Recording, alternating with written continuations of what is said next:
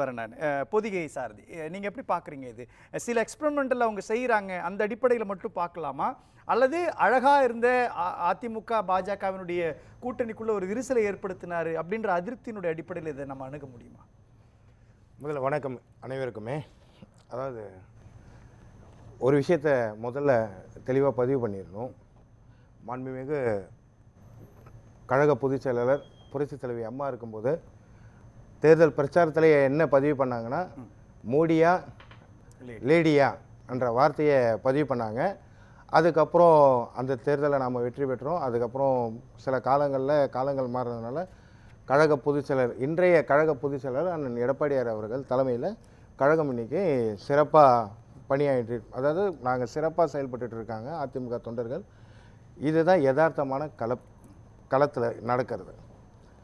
அண்ணாமலை விமர்சனங்கள் அதிமுக மீது நிறையவே வச்சிருந்தார் ஒரு காலகட்டத்தில். அதுக்கப்புறம் அந்த விமர்சனத்துக்கு அதிமுக எங்கள் சைடில் இருந்தும் விமர்சனங்கள் கடுமையாக வரும்பொழுது கொஞ்சம், அதாவது நம்ம சொல்லணும்னா கொஞ்சம் அடைக்க வாசிங்க என்ற மாதிரி இதான் இருந்தார். இப்போ தலைமை மாறுதா, பாஜகவின் தலைமை மாறுதா, தலைமை மாறுதான்றது அவங்க கட்சி எடுக்கக்கூடிய முடிவு. அதேதான் நான் போகல. அதுதான் இப்போ ஒருவேளை இந்த பாஜகவினுடைய கூட்டணி சம்பந்தமான அதுதான் நான் பதிவு பண்ணிடுறேன். அவங்க தலைமை மாறணும், மாறுது, மாறல. அதிமுக சார்பாக இருக்கிற கழக தொண்டர்கள் அதை வந்து ஒரு பொருட்டாக எடுத்துக்கணுன்ற அவசியம் இல்லை. ஏன் கேட்டால் அதை வந்து முடிவு எடுக்கிறது பாஜக தான்.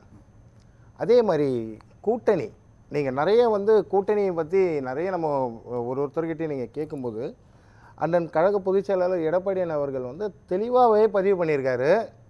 இன்னும் 9 மாதத்துக்கு மேலே இருக்குது, 1 வருடம் இருக்குது கூட்டணியை பற்றி நாம் பேசுகிறதுக்கு. இப்போ பேசணுன்ற அவசியமே இல்லை, இன்னும் காலங்கள் இருக்கிறதுனால இதை பற்றி நம்ம அப்புறம் யோசிப்போன்றதை நான் பலமுறை பதிவு பண்ணிட்டார். ஆனால் இதை வந்து அரசியல் விமர்சகர் இங்கே இருக்கிறவங்க எல்லாம் ஒரு பார்வையில் பார்த்தாங்க.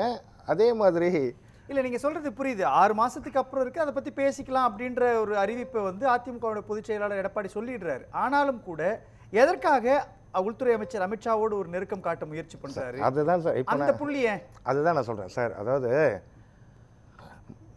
மத்திய அமைச்சரை பார்க்கறது ஒரு எதிர்கட்சி தலைவராக, ஒரு மாநிலத்தின் எதிர்கட்சி தலைவராக பார்க்கறதுல தவறில்லை, பார்க்கலாம். நேரம் கேட்டாங்க, நேரம் கொடுத்தாங்க, போய் பார்த்தாரு, அதெல்லாம் மாற்றுக்கிறது கிடையாது. போன வருடம் நினைக்கிறேன், துணை முதலமைச்சராக ஆகிறதுக்கு முன்னாடி அமைச்சராக, விளையாட்டுத்துறை அண்ணனுக்கெல்லாம் ஞாபகம் இருக்கும்னு நினைக்கிறேன், அமைச்சராக இருந்த உதயநிதி ஸ்டாலின் டெல்லி பயணம் பண்ணி மோடி அவர்களை பார்த்தார், பாரத பிரதமரை. இது வரைக்கும் எந்த மாநிலத்தில் ஒரு சாதாரண ஒரு அமைச்சர் பார்த்துருக்குறாங்க? அப்போ அதை நம்ம விமர்சனத்துக்கு கொண்டு வரல. ஏன் விமர்சனம் பண்ணணும்? இல்ல, நம்ம வரல. இல்ல அதுல ஏன் விமர்சனம் பண்ணக்கூடாதுன்னா, அவங்க வந்து ஆளுங்கட்சியா இருக்கிறாங்க, தமிழ்நாட்டினுடைய நலன் சார்ந்து சில மசோதாக்கள் இருக்கு, அதை பத்தி கூட பேசியிருக்காங்க, கேலோ இந்தியா பேசியிருக்காங்க, எல்லாமே இருக்கு. ஆனா எதிர்க்கட்சி, ஒரே நிமிஷம், எதிர்க்கட்சியாக இருக்கக்கூடிய ஒருத்தர் ஏன் போய் பார்க்கணுன்ற ஒரு தேவை இல்லைங்க. எதிர்க்கட்சிக்கு தானங்க உங்களுக்கு முழு பொறுப்புகளே எதிர்க்கட்சிக்கு தானங்க இருக்கு. ஆளுங்கட்சி செய்யற தவறுகளை சுட்டி காட்டுறது யார்? சுட்டி காட்டுறது சட்டம் ஒழுங்கு சந்தி சிரிக்குது. தமிழகத்தில் போதைப் பொருள் கெஞ்சா சந்து விற்கிறாங்க. காலேஜிலேருந்து மருத்துவ கல்லூரி விடுதி முதல் கொண்டு விற்கிறாங்க. பல பாலியல் குற்றங்கள் நடக்குது. எங்கே பார்த்தாலும் ரத்த ஒழுங்க என்ன சொல்றது, ரத்த கரைகளாகவே இருக்குது. சரி, அப்போ டெல்லி தமிழகத்தில், அப்போ டெல்லிக்கு எடப்பாடி போனது அப்படின்றது அரசுமுறை பயணம். இதே மாதிரி தான் நம்ம எடுத்துக்கணும். இதை தான் எப்படி எடுத்துக்க முடியும்? அதான் சொல்றேன். இப்போ அங்க என்ன பேசுனாங்கன்னு நெறியாளராகிய உங்களுக்கும் தெரியாது, எனக்கும் தெரியாது. ஆனா ஒரு விஷயம் இல்ல, ஆனா சென்னை விமான நிலையத்திலேயோ அல்லது டெல்லி விமான நிலையத்திலேயோ அவர் போகும்பொழுது சொல்லக்கூடிய தகவல் என்னன்றது, கட்சியினுடைய தலைமை அலுவலகத்தை விசிட் பண்ண போறேன் அப்படின்னு தான் சொல்றாரு. அப்படி ஒருவேளை எதிர்க்கட்சி தலைவராக, ஒரே நிமிஷம், எதிர்க்கட்சி தலைவராக தமிழ்நாட்டினுடைய சட்டம் ஒழுங்கு பிரச்சனை பத்தியோ அல்லது மாநிலத்தினுடைய நலன் சார்ந்த விஷயங்களை பத்தியோ பேசணும், ஓப்பனா சொல்லலாம்ல. அதுதான் பதிவு பண்றாருங்க. நாங்கள் மாநிலத்தினோட சில விஷயங்களை நாங்கள் வந்து விவாதம் செஞ்சோம். எப்போ பண்ணார்? இல்லை, அன்னைக்கு செய்தியாளர் சந்திப்பிலே சொன்னார். இல்லை, எப்போ பண்ணாருன்னு கேட்குறேன். ஒரே நிமிஷம் இருங்களேன். உள்துறை அமைச்சர் அமித்ஷாவை சந்தித்ததற்கு முன்பா பின்பா? பின்.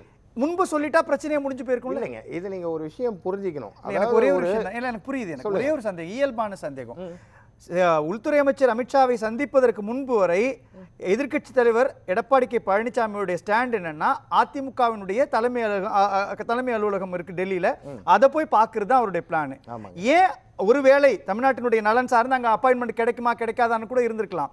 ஆனா ஏன் வந்து அரசினுடைய வாகனத்தை பயன்படுத்தாம 3 தனி வேற வேற வாகனங்களை பயன்படுத்தி போறாரு, பின்னணி வந்ததுக்கு அப்புறம் ஸ்டாண்டை மாத்துறாரு அப்படின்றப்போ வேற ஏதோ உள்ளுக்குள்ள ஒரு நடந்திருக்குது அப்படின்றதான அர்த்தம் அது. அதான் இந்த ஊடகத்தோட பார்வைகள் வந்து ஒரு அதாவது ஆங்கிலத்தில் 2 வார்த்தையை சொல்லலாம். ஒன்று நெகட்டிவ், இன்னொன்று பாசிட்டிவ். நீங்கள் பாசிட்டிவான ஊடகம் வந்து பாசிட்டிவாக பார்த்தா அதுக்கான விளக்கங்கள் புரியும். சட்ட ஒழுங்கு சரியில்லைன்றதை அங்கே போய் விவாதம் பண்ணியிருக்கலாம், பேசியிருக்கலாம்.